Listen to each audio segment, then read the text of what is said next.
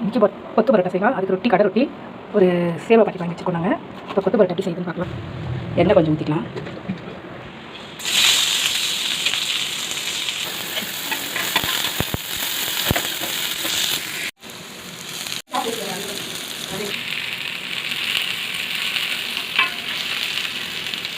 முட்டை உடச்சி ஊற்றிக்கலாம்.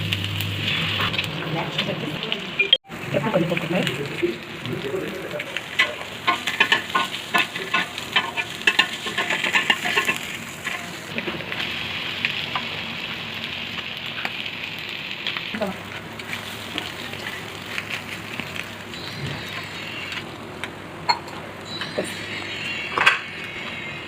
கொஞ்சம் சேவை எடுத்து வச்சுக்கலாம்.